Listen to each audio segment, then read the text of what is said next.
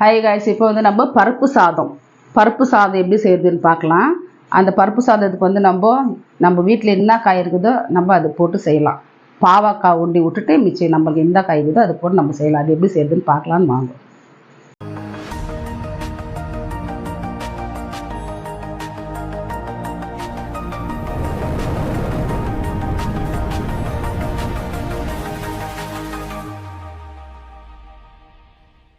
இப்போ வந்து நம்ம பருப்பு சாதத்துக்கு வந்து நான் ஃபஸ்ட்டு வந்து ஒரு 2 பீஸ் தேங்காய், கொத்தமல்லி, புதினா, கொஞ்சமாக சீரகம் இது வந்து நம்ம ருப்பலாம். இது அப்படியே இருக்கட்டும். இது வந்து நான் வந்து ஒரு 1.5 கிளாஸ் அரிசி எடுத்துருக்கிறேன். 3/4 கிளாஸ் பருப்பு நான் எடுத்து கழுவி வச்சுருக்கிறேன். அதுக்கு தேவையானது மிளகாத்தூள், குழம்பு மிளகாத்தூள், வெறும் மிளகாத்தூள், அதை நம்ம வீட்டில் இருக்கிற காய், ஒரு உருளைக்கிழங்கு, கொத்தரக்காய், பீர்க்கங்காய், பீன்ஸு, கத்திரிக்காய் கூட போடலாம். நம்மளுக்கு விட எந்த காய் இருந்தோ அது போட்டு நம்ம செய்யலாம். தாளிக்கிறதுக்கு வெங்காயம், பச்சை மிளகாய், இஞ்சி பூண்டு பேஸ்ட்டு.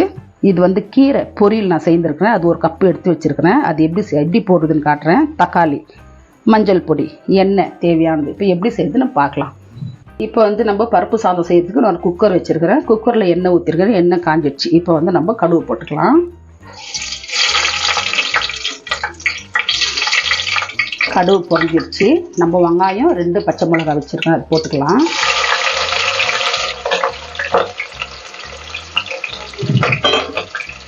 வெங்காயம் வதக்கிட்டு இப்போ வந்து நான் 2 ஸ்பூன் இஞ்சி பூண்டு பேஸ்ட்டு,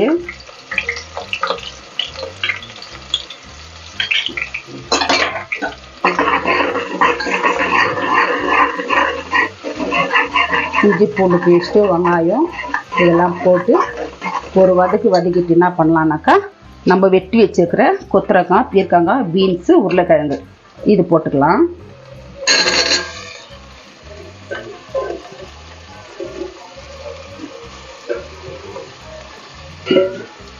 போட்டு இது ஒரு வதகட்டும். இப்போ இது கூட நம்ம கொஞ்சமாக என்ன பண்ணலான்னாக்கா மஞ்சள் பொடி போட்டுக்கலாம். நம்ம காய் வதகிறதுக்காக உப்பு போட்டுக்கலாம். இது வந்து எண்ணெயிலே வதங்கட்டும். அப்புறமா நம்ம தக்காளி போடுறதுக்கு பார்க்கலாம். இப்போ வந்து காய் வந்து நல்லா வதங்கிடுச்சு.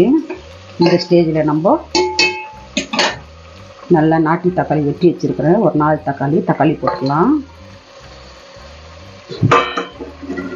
இப்போ வந்து நம்ம காரத்துக்கு வெறும் மிளகாத்தூள் 1 ஸ்பூனு, குழம்பு மிளகாத்தூள் 2 ஸ்பூன் நம்ம போட்டு மிக்ஸ் பண்ணிக்கலாம்.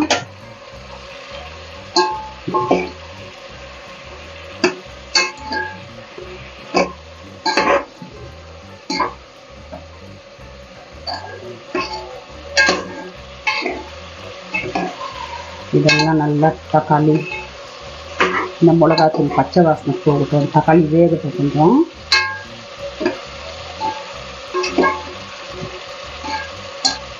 இப்போ வந்து கொஞ்சம் தக்காளி மிளகாத்தூள் வாசனைலாம் போயிடுச்சு. இப்போது தக்காளி கொஞ்சம் நசுங்கி இருக்குது. இப்போ வந்து நான் வேக வச்சுருக்கிற கீரை, இது வந்து நான் பொரியல் பண்ணேன். இந்த கீரை நம்ம பச்சை கீரை கூட போட்டுக்கலாம். நம்ம முருங்கைக்கீரை இருந்தால் ஒரு பொடி போட்டுக்கலாம். இல்லை நம்ம வந்து சோழிக்கீரை இருந்தால் ஒரு பொடி போடலாம். இல்லைன்னா வந்து நம்ம எந்த கீரை இருக்குதோ அந்த கீரை நம்ம போடலாம். நான் வந்து இது பொரியல் பண்ண கீரை, இது ஒரு கப்பு போட்டுக்கிறேன். போட்டு இதுவும் மிக்ஸ் பண்ணிக்கலாம்.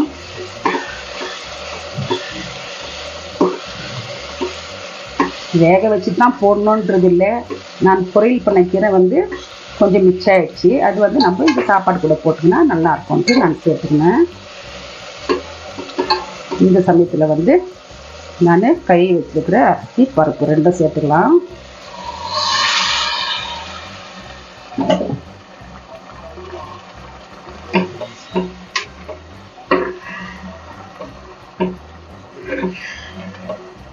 இப்போ வந்து நம்ம இது ஒரு மிக்ஸ் பண்ணிவிட்டு நம்ம இதுக்கு தண்ணி ஊற்றிக்கலாம். நான் வந்து 1 கிளாஸ் அரிசிக்கு வந்து 1.5 கிளாஸ் தண்ணி வைக்கிறேன். அதுபோல் பருப்பும் அரிசியும் சேர்த்தாக்கா 3 கிளாஸ் வந்து நம்ம 4.5 கிளாஸ் தண்ணி.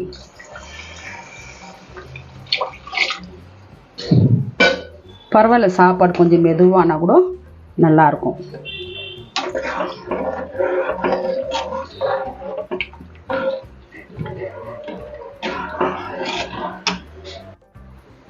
இப்போ வந்து நம்ம எல்லாம் மிக்ஸ் பண்ணி விட்டுட்டு இப்போ நான் வச்சுருந்தேன் இல்லையா தேங்காய், சீரகம், கொத்தமல்லி, கொஞ்சமாக புதினா இப்போ நான் ருப்பி வச்சுட்டு நம்ம ஊற்றிக்கலாம். இதில்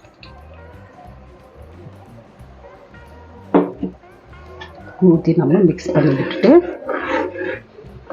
நம்ம குக்கர் மூடி போட்டு ஒரு 2 விசில் வைக்கிறேன். வச்சுட்டு காட்டுறேன் எப்படின்னு. இந்த ஸ்டேஜில் நம்ம உப்பு, காரம் இதெல்லாம் பார்த்துக்கலாம். புளி ஊற்றுறது இருந்தால் புளி ஊற்றுறாங்க, நான் புளி ஊற்றுறது இல்லை. அதனால தக்காளி ஒரு 2 பீஸு நான் ஜாஸ்தி போட்டேன். ஏன்னா புளி ஊற்றுறதுனால தக்காளி போடலாம், இல்லை தக்காளி போடுறது இருந்தால் புளி ஊற்றுறது வேணாம். ஏன்னாக்கா ரெண்டுமே ஜாஸ்தி போட்டோம்னா புளி போயிடும். இப்போ வந்து நான் ஒரு 2 விசில் இது போடுறேன். நான் போட்டுட்டு காட்டுறேன். இப்போ வந்து நான் 3 விசில் வச்சேன் நான் குக்கருக்கு. இப்போ வந்து நம்ம குக்கர் மூடி எடுத்துக்கலாம். சுட சுட நம்ம பருப்பு சாதம் ரெடி ஆயிடுச்சு பாருங்க.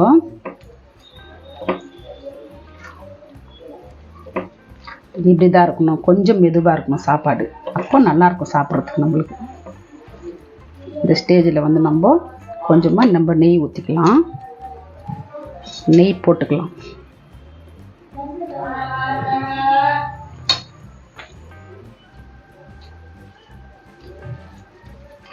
இப்போ வந்து நம்ம கீழே இறக்கிட்டு முட்டை ஆம்லேட் போட்டுக்கலாம். இப்போ வந்து நம்ம சுட சுட சாம்பார் சாதம் ரெடி ஆயிடுச்சு. இப்போ மிக்ஸ் பண்ணி விட்டுருக்குறேன் நல்லா க்ளீனாக. இப்போ வந்து நம்ம போட்டுக்கலாம்.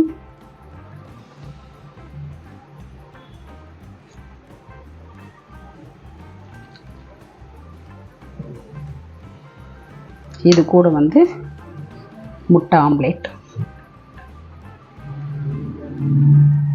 சூடாக இருக்குது. இது கூட வந்து முட்டை ஆம்லேட்டு. இப்போ இந்த சாம்பார் சாதம்